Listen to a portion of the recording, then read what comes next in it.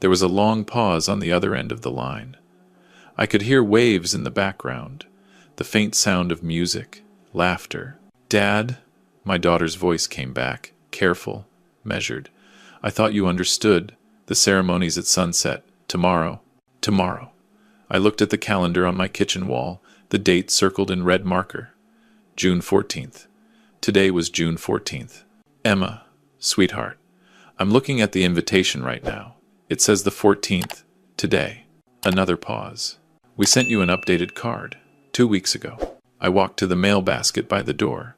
Bills, catalogs. Nothing from Hawaii. Nothing from my daughter. "I didn't get any update," I said slowly. "Well," she exhaled, and I heard someone say something in the background. A man's voice. "Marcus." "Well, anyway, the ceremony's tomorrow at 6. We'll see you then." "Gotta go, Dad. Lots to prepare." The line went dead. I stood there in my kitchen, the phone still pressed to my ear, listening to nothing. The invitation was right there on the counter. "Emma Marie Hartley and Marcus James Chen request your presence at their wedding ceremony. Maui, Hawaii. June 14th, 2024. 6 p.m. RSVP. By May 1st. I'd RSVP'd on April 28th. I'd booked my flight 3 months ago. I'd been counting down the days. And now I was apparently 24 hours early to my own daughter's wedding. Let me back up. My name is Tom Hartley. I'm 63 years old, retired from the Postal Service after 38 years. My wife, Catherine, passed away 6 years ago. Breast cancer. Emma was our only child. After Catherine died, it was just the two of us. Or at least, I thought it was just the two of us. Emma met Marcus 3 years ago at some tech conference in San Francisco. He worked in app development, something about cryptocurrency and blockchain. I never fully understood it, but he seemed successful. Drove a Tesla. Always wore expensive watches. Emma lit up when she talked about him. "Dad, he's brilliant," she told me over dinner one night, 6 months after they started dating. "He's building this platform that's going to revolutionize digital payments." "That's great, honey," I said. I just wanted her to be happy. They got engaged 18 months later. Marcus proposed at some restaurant in Napa Valley, $500 a plate. Emma called me at 11 o'clock at night, crying happy tears. I told her I was thrilled for her. I was. "We're thinking Hawaii for the wedding," she said. "Small, intimate, just close family and friends." "Hawaii sounds beautiful," I said. "Your mother always wanted to go to Hawaii." There was a brief silence. "Yeah, she did. After Catherine died, I'd sold our house in Portland. Too many memories, too many rooms that echoed with her absence. I bought a small 2-bedroom condo, invested the rest carefully. Catherine had a small life insurance policy. Combined with my pension and Social Security, I was comfortable. Not wealthy, but comfortable. When Emma started planning the wedding, she called me one Tuesday evening. "Dad, can we talk?" "About the wedding costs?" "Of course, sweetheart. What do you need?" She hesitated. "Marcus and I have been looking at venues, and everything is just so expensive. We found this perfect resort in Maui, right on the beach, but it's $30,000 just for the venue rental and catering for 50 people. $30,000. I did the mental math. It was a lot, but it was Emma, my only daughter. Catherine and I had always imagined walking her down the aisle, celebrating her big day. "How much are you short?" I asked. "We've saved about $15,000. Marcus's parents are contributing 10, but we need another 20 for the full package. Venue, flowers, photographer, the whole thing. $20,000. It was more than half of what I had in accessible savings. "Let me think about it," I said. I didn't need to think about it. I called her back the next day. "I'll cover the $20,000, I said. "Consider it my wedding gift." Emma's voice broke. "Dad, are you sure? That's so much money. Your mother would have wanted this. I want this. You're my daughter, Emma. This is your special day. Thank you, Dad. Thank you so much. I love you." "I love you too, sweetheart." I transferred the money that week. $20,000 from the account Catherine and I had built together over 40 years. It left me with about $22,000 in savings. But Emma was getting her dream wedding. Over the next few months, I tried to stay involved. I asked about the dress, the flowers, the menu. Emma was always pleasant but distant in her responses. It's all coming together, Dad. Don't worry about the details. I'm not worried. I'm just excited. I know. Marcus is handling most of it anyway. He's very particular about these things. I met Marcus's parents once, briefly, at a dinner Emma organized 3 months before the wedding. Richard and Patricia Chen. Richard was a cardiac surgeon. Patricia ran some boutique law firm in Seattle. They wore their wealth easily, casually. Patricia's handbag probably cost more than my monthly pension. "Tom," Richard said, shaking my hand with the firm grip of someone who was used to being in control. "Good to finally meet you. Emma speaks so highly of you." "Likewise," I said. Dinner was at some fusion restaurant Marcus had chosen. $22 for an appetizer portion of tuna tartare. Richard ordered a $300 bottle of wine without looking at the price. "So, Tom," Patricia said, her smile polite and practiced, "Emma mentioned you worked for the Postal Service?" 38 years, I said. "Just retired last year." "How nice. A steady career." Her tone suggested she found it quaint, like a museum exhibit. "And now you have all this free time." "I keep busy," I said. "Woodworking, mostly. I built Emma her bookshelf when she was 12. Made her mother a jewelry box for our 20th anniversary." "How charming," Patricia said, already looking past me toward the waiter. The conversation shifted to the wedding. Richard and Patricia described their contribution as if they were funding a corporate merger. "We've allocated $10,000 for the bar service," Richard said. "Top shelf, everything. Can't have Marcus's colleagues drinking cheap scotch. And I've arranged for Patricia's personal event coordinator to handle the timeline," Patricia added. "The woman did the governor's daughter's wedding last year. She's a miracle worker." I sat there, realizing that my $20,000 was just another line item in their spreadsheet. 2 months before the wedding, Emma called. "Dad, I need another favor." "What's that?" "The photographer we wanted is now available, but he requires a $10,000 deposit. Our other vendor fell through, and this guy is supposed to be incredible. I mean, he shot the Kardashian wedding. $10,000. I felt my stomach tighten. "Emma, I already gave you $20,000. "I know, Dad, and I'm so grateful. But this is once in a lifetime. Marcus really wants these photos. His parents are already contributing so much, I can't ask them for more." I thought about my savings. 22,000 left. If I gave her 10, I'd have 12,000 as my safety net. At 63, that wasn't much. "Honey, I don't know if I can." "Please, Dad?" Her voice cracked. "I'm not asking for me. I'm asking because I want to remember walking down the aisle, and I want professional photos of you there, of Mom's memory being there with us." She knew exactly what to say. "Okay," I heard myself say. "Okay, I'll transfer it tomorrow." "Thank you, Dad. You're the best. I love you so much." I transferred $10,000 the next morning. I now had 12,000 in savings. The nest egg Catherine and I had built was down to its last shell. 6 weeks before the wedding, Emma called again. This time, it was about my flight. "Hey, Dad, quick question. When's your flight arriving?" "June 13th, late afternoon."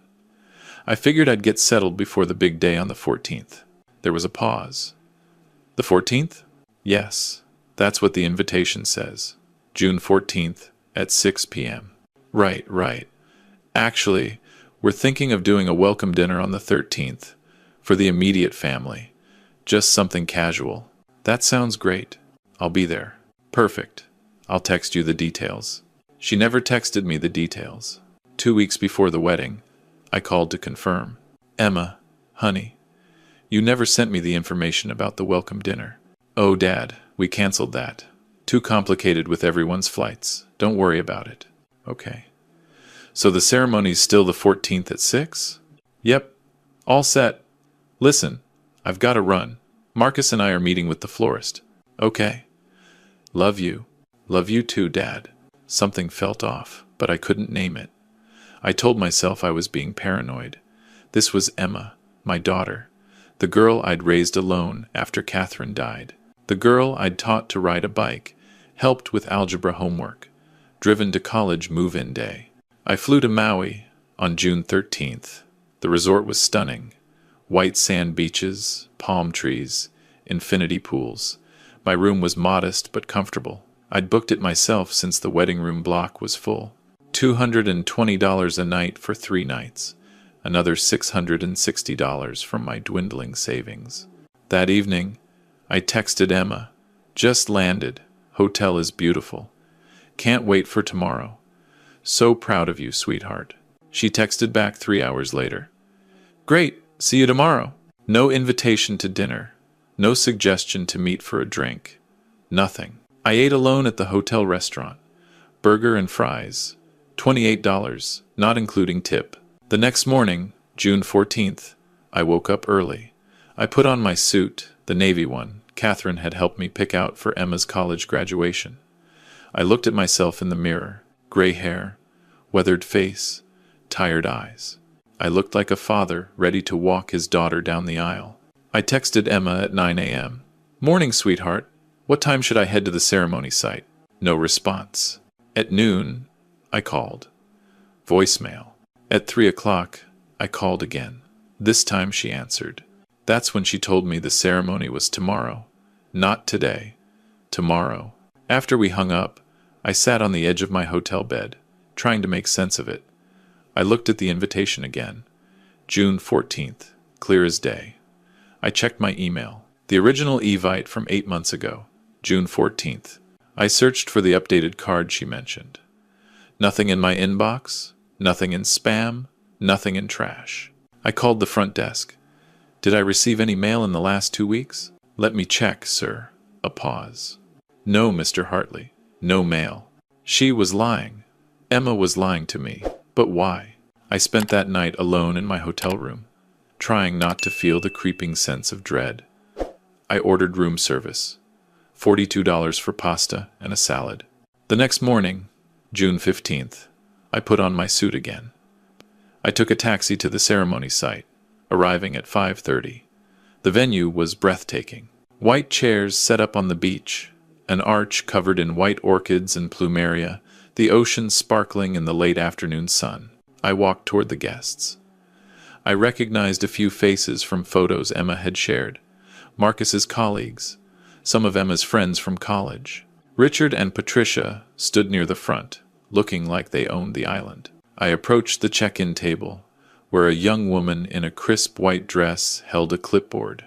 Name? She asked, smiling. Tom Hartley, father of the bride. She scanned her list. Her smile faltered. I'm sorry, sir. I don't see you on the list.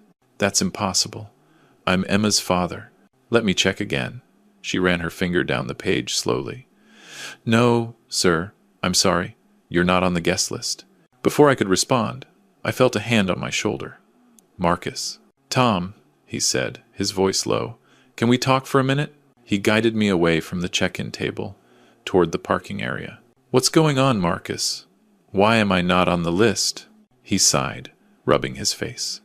Look, Tom, this is awkward. Emma wanted to tell you herself, but... He trailed off. But what? This ceremony is for our immediate circle, our people. We're keeping it really small, really intimate.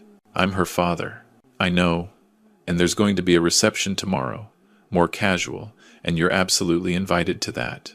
But today is just for the people who are part of our current lives. Current lives. The words hit me like a punch. I paid for this wedding, I said quietly. And we appreciate that.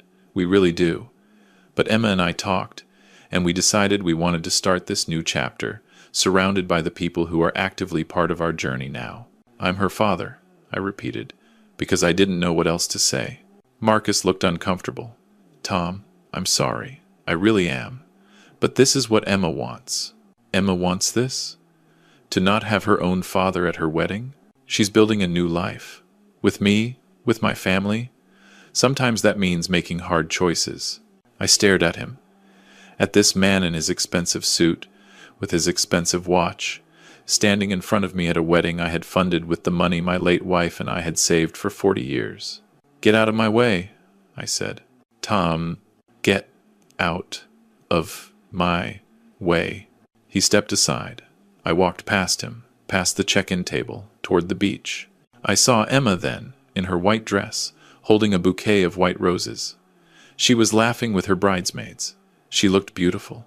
She looked happy. She looked up and saw me. Her smile disappeared. I walked toward her. Her maid of honor, some woman I'd never met, stepped between us. "Sir, you need to leave," she said. "I'm her father. I don't care who you are. You're not supposed to be here." Emma finally spoke. "Dad."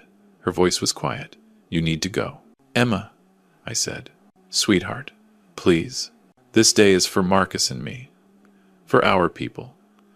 You wouldn't understand the kind of life we're building, the kind of connections we need to maintain. This isn't personal. Not personal? I'm your father. You did your job, Dad. You raised me. You helped with the wedding. But Marcus and I, we're moving forward. We're building something new, with people who understand our world, as if I was from some other planet. I gave you $30,000, I said, and we're grateful. But that doesn't buy you a seat at our wedding. The words hung there in the tropical air between us. Around us, guests were starting to stare. Patricia Chen was watching with a slight frown, as if I was a homeless person who'd wandered onto the property. "You're not the person I raised," I said quietly. "No," Emma said. "I'm not. I'm better." I turned and walked away. Behind me, I heard someone say, "Poor thing. So embarrassing." I didn't know if they meant Emma or me. I took a taxi back to the hotel. I sat in my room and watched the sunset through my window. Somewhere down the beach, my daughter was getting married without me. I flew home the next morning. I didn't go to the reception. I didn't say goodbye. When I got back to my condo in Portland, there was a package waiting. I opened it. A wedding favor. A small succulent in a white ceramic pot with a tag that said Emma and Marcus, the 15th of June, 2024. Maui. I threw it in the trash. 3 weeks later, my phone rang. "Emma." "Dad?" I let it go to voicemail. She called again the next day. And the next. On the 4th day, I answered. "What do you want, Emma?" "Dad, we need to talk. Marcus and I just got back from our honeymoon, and we're going through our finances. And there's an issue with the wedding vendor payments." "What kind of issue?" "The photographer. We still owe him $5,000. The check we wrote bounced. Dad, you said you'd cover the full photography cost. I gave you $10,000 for the photographer." "I know. But there were additional costs. The engagement shoot, the bridal portraits, the album design. It came to 15 total. You told me it was 10,000. Well, it ended up being more. Can you just transfer the 5,000? We're getting calls from the photographer's lawyer." I sat there in my kitchen, the same kitchen where I'd stood 3 months ago and agreed to fund her dream wedding. "No," I said. "What?" "No. I'm not giving you any more money." "Dad, this is serious. We could get sued." "Then get sued. Are you kidding me right now? After everything we've been through? After I invited you to be part of this?" "You didn't invite me to your wedding, Emma. You told me I wasn't part of your world." "Oh my God. Are you seriously still upset about that?" "Dad, grow up. That was a logistics issue. The venue had capacity limits. You had 50 people there. I saw the photos on Facebook. Dad, you called me 2 days after your wedding to ask for more money. Not to apologize. Not to explain. To ask for $5,000. Because we need it. You should have thought about that before you told me I wasn't good enough for your wedding." She was quiet for a moment. When she spoke again, her voice was cold. "Fine. Don't give us the money. But don't expect Marcus and I to keep including you in our lives. We're building a future, and we don't need dead weight." She hung up. I didn't hear from her for 2 months. Then I got a call from an unknown number, a lawyer representing Emma and Marcus. They were suing me for breach of verbal contract regarding wedding expenses. According to their claim, I had verbally agreed to cover all wedding photography costs, which totaled $15,000. Since I'd only paid 10, I owed them 5,000 plus interest and legal fees. I hired a lawyer, a simple guy from a small firm downtown.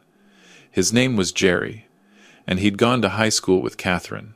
"Tom," Jerry said, looking at the paperwork, They're claiming you made a verbal contract to pay for services, but you have bank statements showing you already gave them $30,000 total for a wedding you weren't even allowed to attend.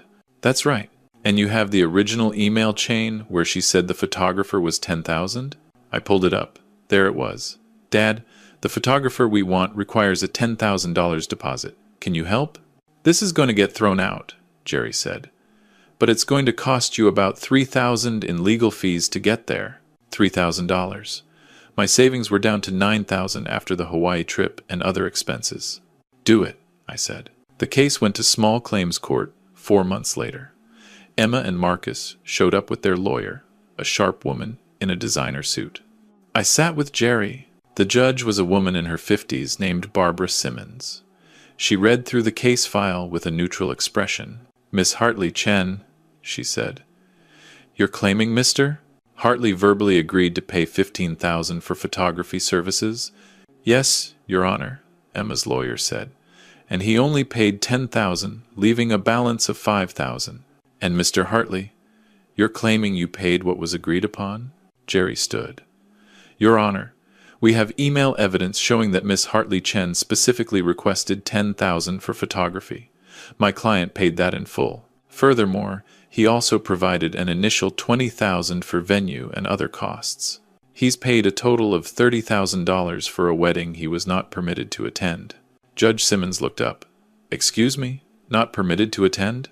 That's correct, Your Honor. Mr. Hartley flew to Maui for his daughter's wedding and was turned away at the ceremony. The judge looked at Emma. Is that true, Miss Hartley Chen? Emma lifted her chin. The ceremony was limited to immediate family and close friends, Your Honor. It was a capacity issue. He's your father. Yes, but we have boundaries in our family. Judge Simmons was quiet for a long moment. Then she closed the file. Case dismissed, she said. Miss Hartley Chen, I find no evidence of a verbal contract beyond what was already paid. Furthermore, I find your conduct toward your father unconscionable. You accepted $30,000 from him and then excluded him from your wedding. You're now trying to extract more money through legal manipulation. That's called financial abuse. Emma's face went red. Your Honor, that's not... Court is adjourned. Mr. Hartley, you're free to go. I walked out of that courtroom, and I didn't look back. Emma tried calling a few weeks later. I didn't answer. She sent texts. I deleted them. 6 months after the wedding, I got a message on Facebook from Marcus. Can we talk? Things didn't work out with the business. We're going through a rough patch. I blocked him. A year later, I heard through an old family friend that Emma and Marcus had divorced. Something about debt, something about his company going under, something about Patricia cutting them off financially. I didn't reach out. I'm 64 now. I've got about $8,000 left in savings. It's not much, but it's mine. I do woodworking in my spare time. I volunteer at the library on Tuesdays. I've got friends. I've got peace. Sometimes I think about Catherine, about how she would have handled all this. I think she would have been heartbroken, but I think she would have understood. You can't force people to value you. You can't buy love with money, and sometimes the best thing you can do is walk away. I haven't spoken to Emma in 2 years. I don't know if I ever will again, but I'm okay. I lived,